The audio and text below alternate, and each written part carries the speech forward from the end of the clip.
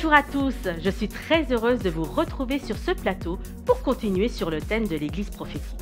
Aujourd'hui, Renato Bastos et Antonio Luque-Badio nous parleront de la dynamique de proclamation. Dans la rubrique Ressourcez-vous, je vous présenterai la Superbox, l'école d'évangélisation à domicile. Et Franck terminera avec un enseignement sur le sujet. Mais tout d'abord, la parole est à vous. Bonjour et bienvenue dans notre rubrique La parole est à vous. Je reçois aujourd'hui le pasteur Renato Bastos. Bonjour Franck. Bonjour Renato. Et puis aussi le pasteur Antonio Luque-Badio. Bonjour Antonio. Bonjour, c'est un plaisir d'être là à chaque Voilà. fois. On est très content d'être ensemble et de vous accueillir ici, toujours dans cette même ligne de l'église prophétique. Donc c'est une église qui est une réponse de Dieu dans ces temps dans lesquels nous sommes, puisqu'elle est cette lettre écrite par la main du Saint-Esprit qui permet au monde d'aujourd'hui d'entendre la bonne nouvelle. Parce que nous sommes appelés à cela, faire entendre cette bonne nouvelle. Et là, on va parler de cette église qui est aussi un mouvement. On a vu tellement de choses, mouvement militant, mouvement de réveil. C'est aussi une église qui est un mouvement de proclamation. Parce que l'évangile doit être partagé, expliqué, mais aussi proclamé publiquement. Et vous, vous êtes bien placé pour parler de ça, puisque vous êtes des prédicateurs. Oui. Ouais. Moi, je peux en témoigner parce qu'on a besoin de prédicateurs et de pasteurs, des évangélistes, des prophètes, des apôtres. Et moi, je me rappelle ma conversion. Oui. Quand je suis converti les mêmes jours de ma conversion, donc je peux même donner la date exacte, le 8 août 79. Donc bientôt, je fêterai mes 40 ans de la nouvelle naissance. Amen. Et les mêmes jours de ma conversion, Dieu m'a fait grâce. J'ai confessé mes péchés, j'ai pleuré et tout d'un coup, j'avais reçu le Saint-Esprit. Et j'avais vu la lumière qui est venue entrer dans ma vie et j'étais joyeux. J'ai commencé à glorifier Dieu. Alléluia. Et les soirs, Dieu me parle. Chez moi, Dieu me parle. Il dit, je t'appelle pour que tu sois très clair, que tu sois pasteur. Tu dois proclamer l'évangile. J'ai dit à Dieu, Seigneur, tu sais bien que je bégaye. Parce qu'à l'époque, les mots ne sortaient pas vraiment facilement. Il faut que je tape pour que je parle. C'est très handicapant, en fait. Oui, c'était très, très difficile que je puisse parler normalement, couramment. C'était difficile. Mais le Saint-Esprit, comme Dieu a dit qu'il m'a j'ai traîné tête à Dieu, je dis non, je ne peux pas, parce que je bégaye fort, je ne peux pas parler de ta part. Et là, j'encourage ceux qui sont comme moi, parfois Dieu les appelle, et ils ont du mal à faire l'œuvre de Dieu, mais on doit faire confiance en Dieu. Amen. Et j'ai dit, oui Seigneur, si tu veux m'utiliser, me voici. Moïse avait un problème. J'étais en train de penser à ça. Il y a eu Aaron pour l'aider. Et si on a tous des limites finalement. Nous sommes des êtres humains, des vases fragiles. Et il y a eu Aaron pour Moïse. Et aujourd'hui, on a le Saint-Esprit avec nous. C'est le Saint-Esprit. Amen. C'est formidable. Moi, je me souviens de cet appel aussi. Le Seigneur me visite, me libère de la puissance des démons. Et j'entends la voix du Saint-Esprit. C'est très fort intérieurement. Tu prêcheras l'évangile à des nations. J'imaginais pas quitter même les frontières de mon territoire. Le seul endroit où j'étais allé à l'étranger, c'était en Belgique pour aller y acheter une tablette de chocolat parce que je raffolais du chocolat belge. J'avais 17 ans et demi. Dieu me dit, tu prêcheras l'évangile à des nations. On partait rarement en vacances et jamais on était sorti du territoire français. Et puis Dieu m'appelle à cela. Et vraiment, c'était le feu de l'appel. Et je me souviens lorsque le pasteur m'a demandé d'apporter ma première prédication. J'ai préparé mon message pendant une semaine. Et dans ma tête, je me disais, je vais faire comme le pasteur. Je vais prêcher, allez, au moins 45 minutes. Et puis j'arrive dans cette petite assemblée, c'était une annexe, et je commence à prêcher. 6 minutes plus tard, j'avais terminé mon sermon, j'étais en bas de l'estrade, j'étais là sur ma chaise, la tête entre les genoux, je me disais, waouh, ça sera vraiment, vraiment, vraiment pas facile. Donc, rassurez-vous, il y a l'appel et il y a la formation.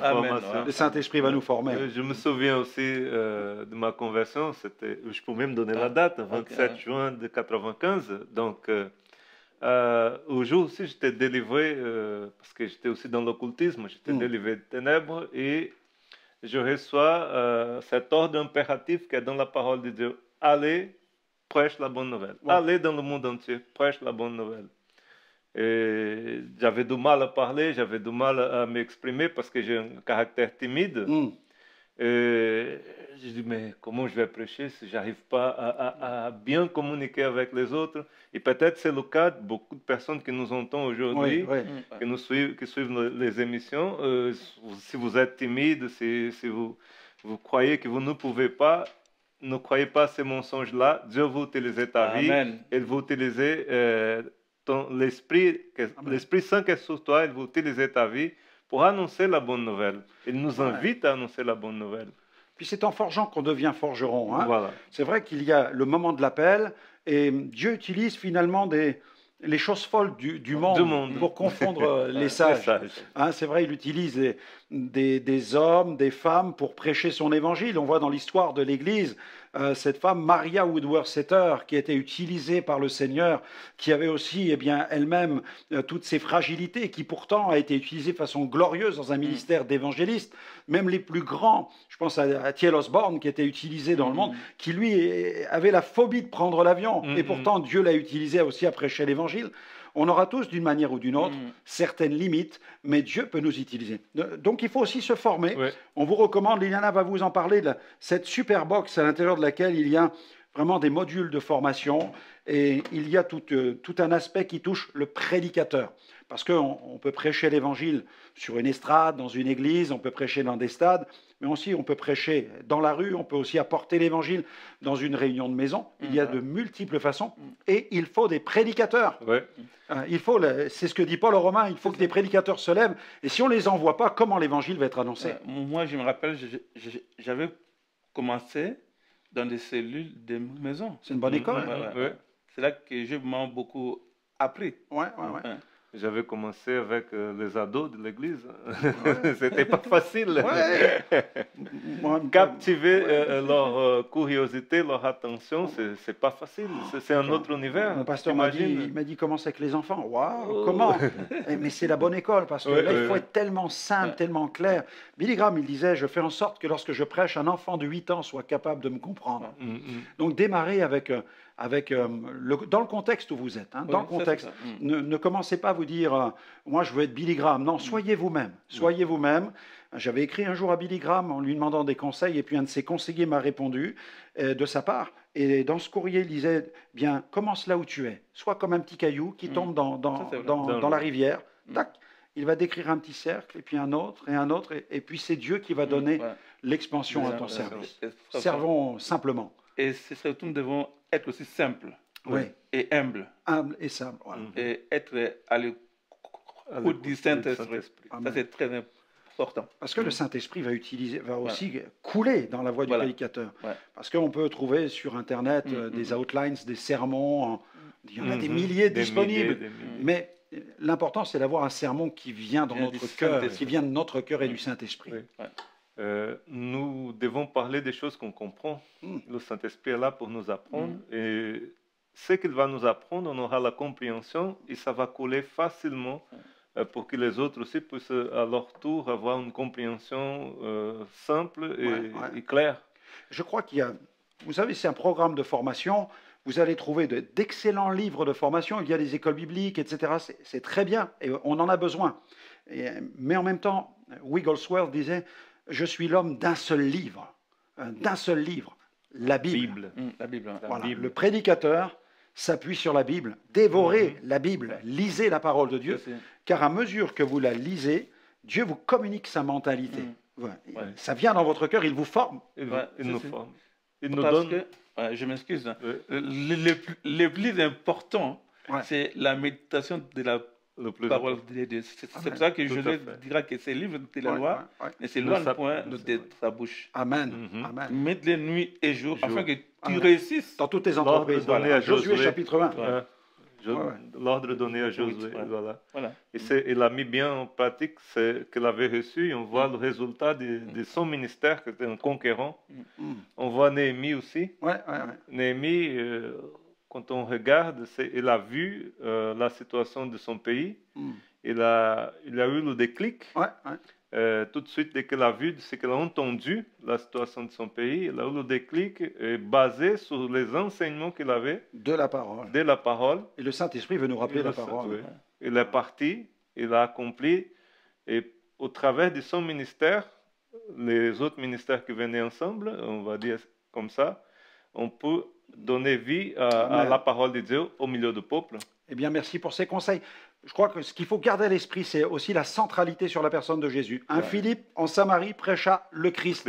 Voilà, on vous encourage à être des serviteurs de la Bible, des serviteurs qui allez plonger votre cœur dans la parole de Dieu et à prêcher le Christ, annoncer Jésus, connaissez Jésus, annoncez Jésus, c'est lui qui va transformer les vies. Merci à vous pour tous ces conseils. On laisse la place maintenant à Liliana pour sa rubrique « Ressourcez-vous ». Vous n'avez pas le temps de vous inscrire dans une école d'évangélisation, alors nous avons décidé de faire venir l'école chez vous à domicile. Dans cette super box, 15 modules visant l'évangélisation, des leçons, des questionnaires et le corriger. Cela vous intéresse? Alors n'hésitez pas à le commander sur notre site internet www.gospelvision-international.com. Je laisse la place à Franck. L'une des caractéristiques majeures de cette église prophétique, c'est de toute évidence la proclamation. Nous sommes appelés à proclamer l'évangile. Non seulement nous devons le partager, mais aussi le proclamer. Nous voyons que les apôtres ont souvent exposé, partagé, expliqué, mais aussi ils ont proclamé. Par exemple, dans Acte 17, nous avons les deux mentions, la mention de cet évangile que l'on partage, mais aussi cette dimension de proclamation. La proclamation, ce mot qui vient du grec, le kérygmé, dans le grec ancien, la proclamation à haute voix d'un message destiné au grand public. Nous sommes appelés à partager l'évangile dans des petits groupes, mais Dieu suscite aussi des voix qui résonnent pour atteindre la multitude. Donc, dans Acte 17, ils passèrent par Amphipolis et Apollonie et arrivèrent à Thessalonique, où les Juifs avaient une synagogue. Paul y entra selon sa coutume pendant 3 sabbats. Regardez, il eut avec eux des entretiens. D'après les Écritures, il expliquait et exposait que le Christ devait souffrir et ressusciter d'entre les morts. Et Jésus, que je vous annonce, disait-il, c'est lui qui est le Christ.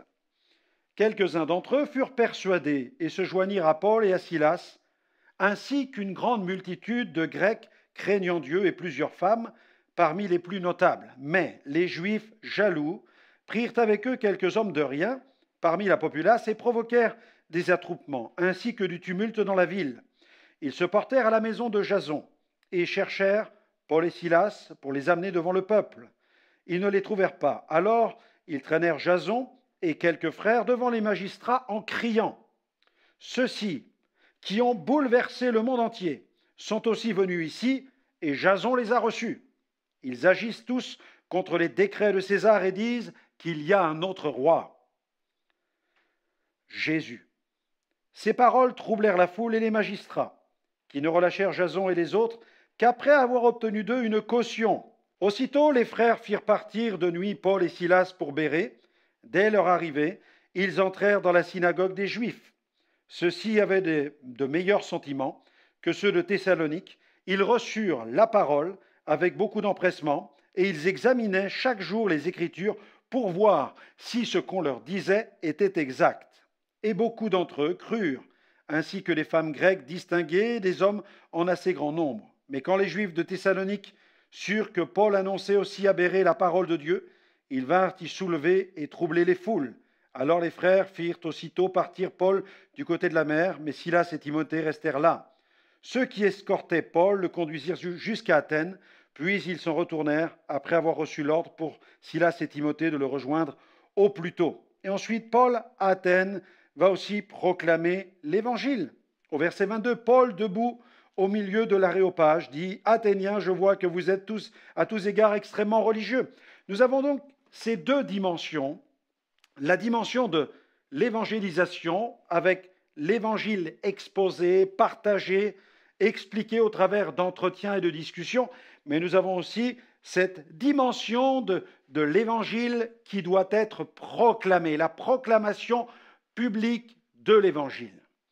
Nous avons eu l'occasion de voir dans l'une de nos émissions concernant cette Église prophétique que cette Église est accompagnée d'un mouvement de réveil, mais aussi d'un mouvement de proclamation. D'ailleurs, nous voyons dans Acte 4, que lorsque l'Église a combattu dans la prière, au verset 31, quand ils eurent prié, le lieu où ils étaient assemblés trembla, et ils furent tous remplis du Saint-Esprit. Donc nous avons ici un mouvement de l'Esprit, une nouvelle effusion. Sur le plan collectif, ils sont tous remplis du Saint-Esprit. Ensuite, et ils annonçaient la parole de Dieu avec assurance. Ce mouvement de l'Esprit entraîne un mouvement de proclamation. Le réveil s'accompagne de la proclamation. Et cette proclamation entraîne le salut, et le salut entraîne la transformation de la société. C'est pourquoi le mouvement de Dieu dans l'Église entraîne un mouvement de transformation dans le monde grâce à la proclamation de l'Évangile. Dieu soit béni pour cette proclamation. Dans Acte 8, verset 4, nous avons Philippe qui évangélise en Samarie, et nous voyons que le réveil entraîne la proclamation malgré la persécution. Acte 8, verset 4. Nous voyons ceci, ceux qui avaient été dispersés allaient de lieu en lieu. Regardez, au verset 1er jusqu'au verset 3. Saul approuve le meurtre d'Étienne. Il y eut ce jour-là, le texte dit, une grande persécution. Il y a donc de l'opposition. Une grande persécution contre l'Église qui était à Jérusalem, et tous, excepté les apôtres, se dispersèrent dans les contrées de la Judée et de la Samarie. Des hommes pieux ensevelirent Étienne et firent sur lui de grandes lamentations.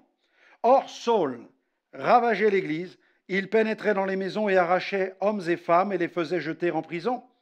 Ceux donc qui avaient été dispersés allaient de lieu en lieu, gloire à Dieu, en annonçant la bonne nouvelle de la parole de Dieu.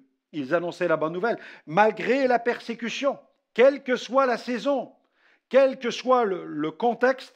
Nous sommes appelés à partager l'Évangile et nous sommes appelés dans certaines circonstances à proclamer l'Évangile. Mais cette proclamation est permise par Dieu. C'est Dieu qui va ouvrir les portes. C'est Dieu qui va permettre qu'il y ait des temps de proclamation publique de cette bonne nouvelle. Alléluia. La Gospel Vision Academy est une école de formation à l'évangélisation à domicile. Quel que soit votre âge, votre niveau, vous pouvez la suivre. Cette formation est disponible en plusieurs formats. Module accessible à l'unité, en valisette, en superbox, et maintenant, elle est présente sur le net. Ces cours basés sur la parole de Dieu sont agrémentés de citations de revivalistes, de mise en situation et d'outils d'évangélisation que vous pourrez utiliser facilement sur le terrain. Chaque leçon est suivie d'une série de questions qui vous aideront à approfondir vos connaissances et vous trouverez toutes les réponses en fin de module. Ces valisettes regroupent chacune 5 modules déclinés en 3 catégories: messager, disciple et implanteur. La Superbox, quant à elle, regroupe les 15 premiers modules. Alors n'hésitez plus, relevez le défi, cette formation est faite pour vous. www.gospelvision-international.com. Au début des années 2000, j'ai eu l'occasion de prêcher dans une église en Argentine qui est certainement l'une des plus anciennes églises de Pentecôte. Elle est considérée comme une véritable institution dans ce pays. Et lorsque je suis arrivé, c'était pour toute une semaine d'évangélisation. Et au cours de la première réunion, donc nous arrivons avec l'interprète sur le lieu de l'évangélisation. Nous sommes sur les marches du temple. Et puis là, une dame arrive vers nous, elle nous croise, elle s'arrête, elle remarque que je suis accompagné de cet interprète. Elle se rend compte que je suis certainement le prédicateur invité pour l'occasion. Elle commence à s'entretenir avec nous.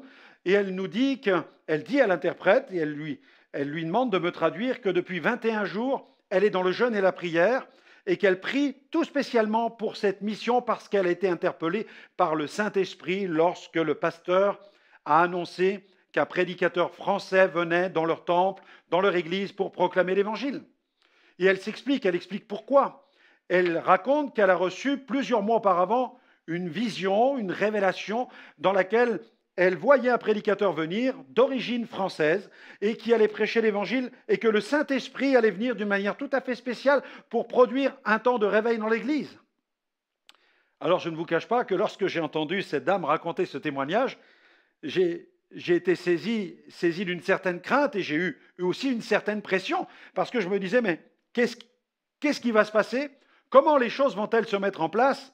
Et est-ce que véritablement cette parole est une parole de Dieu? Est-ce que nous allons vivre une mission assez normale, habituelle, ou est-ce que nous allons vivre quelque chose d'assez spécial, surnaturel, quelque chose de glorieux qui va défier notre raison? J'étais dans cette interrogation. Et la première réunion a commencé, l'évangile a été prêché, quelques âmes se sont tournées vers le Seigneur. C'était une église de plusieurs centaines de membres. Quelques âmes s'avancent sur le devant, une quinzaine. Le mardi, ça continue, mercredi, jeudi, chaque jour. Donc l'évangile est annoncé. Et chaque soir, je vois donc des âmes se tourner vers le Seigneur Jésus, mais rien de flagrant, rien d'extraordinaire. Une belle mission, des âmes se tournent vers Jésus, mais on ne peut pas dire qu'il y a ici un déferlement, une vague extraordinaire du Saint-Esprit. Il y a l'impact de l'Évangile, c'est clair, béni soit Dieu, mais rien qui nous amène à penser que nous sommes en train de vivre quelque chose d'exceptionnel. Et puis arrive le jeudi, le vendredi, ensuite le samedi, puis le dimanche. Déjà, le dimanche, c'est le culte, c'est pratiquement la dernière réunion. Il y aura encore le dimanche après-midi, mais nous avons un culte, je donne un message d'exhortation. C'est un temps de prière pour l'Église, pour que chacun s'engage dans des services. Il y a une belle réponse à l'appel. Dieu soit béni. Mais rien d'extraordinaire. Et je pense toujours à cette parole que cette dame m'a donnée dès la première réunion. Et je me dis, mais est-ce que cette parole était vraiment de Dieu? Est-ce que cette dame est sérieuse? Qu'est-ce qui nous manque? Qu'est-ce qui ne va pas? Est-ce que je suis vraiment dedans? Je me pose certaines questions, parce que je ne voudrais pas passer à côté de quelque chose que Dieu veut faire. Et puis la dernière réunion doit se dérouler le dimanche après-midi. Il y a un magnifique auditoire qui est là, l'évangile est proclamé. Une quinzaine de personnes répond, vient sur le devant, des gens se tournent vers Jésus, des larmes sont versées. Je prie pour les malades, rien de particulier. Voilà, la réunion va se terminer, la campagne va se terminer, les personnes sont bénies, quelques personnes sont bénies physiquement, mais rien de mirobolant, rien d'extraordinaire, rien qui est là pour défier notre raison et nous dire Dieu est en train de faire quelque chose de merveilleux, Dieu est en train de vous visiter, Dieu va produire une transformation dans cette église. Non, rien. Et puis, le moment est venu de terminer, de prononcer le dernier Amen. La réunion, j'ai donné des salutations, j'ai remercié le pasteur, remercié l'église, et là je me tiens après le pupitre et je me souviens de ce que cette dame a dit quelques jours auparavant, qu'elle avait jeûné pendant 21 jours, que Dieu lui avait parlé, qu'elle a vu qu'un prédicateur venait et que nous allions vivre un réveil dans cette église. Et là, j'attends, je m'accroche après le pupitre, je ne veux pas le lâcher. Et sur le point de le lâcher, tout à coup, j'entends un bruit. Et là, les bancs crissent, j'entends les bancs qui crissent sur les dalles de cette assemblée. Et je vois une première personne qui court, une autre qui court, et les gens se mettent à courir dans l'église et à courir et à venir se jeter à plat ventre sur l'estrade. Les gens se jettent à plat ventre, commencent à pousser des cris, à se repentir de leurs péchés, à supplier Dieu de leur pardonner leurs péchés. Et là, c'est un temps de repentance. Et je suis là, je regarde le pasteur, je suis stupéfait par ce qui est en train de se passer. C'est un mouvement de transformation qui est en train de se produire. Et tout à coup, le Saint-Esprit descend sur plusieurs, ils se mettent à parler en langue, sans même que nous n'ayons le temps de leur imposer les mains. Il y a des baptêmes dans le Saint-Esprit ici et là. Mes amis, pendant plusieurs heures, l'Esprit de Dieu a visité cette assemblée. Ce fut un temps de guérison physique, un temps de guérison intérieure, un temps de baptême dans le Saint-Esprit, un temps de salut. Même une femme qui passait dans la rue et qui portait une arme, elle venait d'apprendre que son mari la trompait avec une autre femme. Elle avait résolu d'aller le trouver là où il était pour tuer son mari. Au moment où elle passe devant l'église, c'est comme une main qui l'a poussée à l'intérieur. Elle se trouve à l'intérieur du temple. Et là, elle se trouve face à moi. Je prie pour cette dame pensant que c'était une croyante. Elle s'est effondrée par terre. Et elle s'est repentie de ses péchés, visitée par la puissance de Dieu. Et ensuite, elle nous a expliqué qui elle était, pourquoi elle était passée devant le temple. Le pasteur ne la connaissait pas, ça n'était pas une femme qui était membre de cette assemblée. Mais l'Esprit de Dieu l'a poussée à l'intérieur de l'assemblée. Dieu l'a visitée. Et Dieu nous a donné un signe flagrant qu'il était en train d'œuvrer à l'intérieur de cette église. Alléluia. Dieu était en train d'œuvrer. Et j'ai vu de mes yeux des papas et des mamans ramasser les gamins, les enfants, les ados. Ils étaient remplis du Saint-Esprit, ils parlaient en d'autres langues, ils célébraient Dieu d'une façon tellement extraordinaire. Et j'ai vu des pères ramasser leurs fils après 3 heures d'immersion dans la présence du Saint-Esprit. J'ai vu des pères ramasser leurs enfants et les mettre sur leurs épaules pour les ramener à la maison. Alléluia. Dieu soit béni. Lorsque des papas, lorsque des mamans ramènent leurs enfants et que ces enfants sont remplis de la présence du Saint-Esprit, ont été nettoyés, ont été purifiés, ont été baptisés de feu, parlant d'autres langues. Et les enfants, je voyais encore ce gamin qui pendait sur l'épaule de son père. Il était visité tellement submergé par la présence de Dieu. Et il parlait en langue et le père le ramenait chez lui. Le père était en larmes. J'ai vu des femmes qui demandaient pardon à leur pasteur. Le rimel coulait sur leurs joues et ce rimel avait entaché cette chemise immaculée du pasteur. Et les traînées noires sur la chemise de ce pasteur qui est l'un des pasteurs les plus connus d'Argentine et qui pendant des années était celui qui était invité à venir prier chaque année pour le chef d'État afin que Dieu bénisse la présidence et qu'il bénisse le pays tout entier. Et cet homme était là avec des chrétiens, des chrétiennes qui venaient lui demander pardon pour toutes les calomnies qu'ils avaient répandues sur lui. Et ce que j'ignorais, c'est que cette église avait connu une division quelques mois auparavant et que plusieurs centaines de membres étaient partis.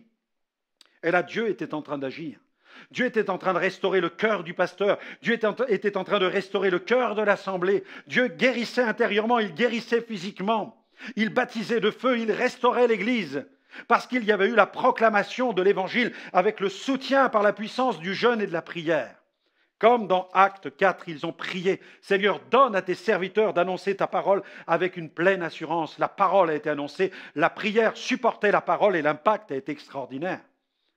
Et puis je suis rentré donc en France et quelques jours plus tard, je recevais de ce pasteur un fax dans lequel il me décrivait la transformation à l'intérieur de son église et il m'expliquait qu'à partir de ce jour, plusieurs jeunes de l'assemblée ont été appelés à prêcher l'évangile et ils sont allés au cœur même de Buenos Aires, debout sur des chaises, ils ont commencé à prêcher la bonne nouvelle. Et des groupes de gens se sont agroupés autour d'eux pour entendre la bonne nouvelle. La prédication en plein air a retenti au cœur de Buenos Aires et l'évangile a permis encore à un grand nombre de trouver le chemin du salut. Dieu soit béni pour le mouvement de proclamation qui accompagne l'Église prophétique.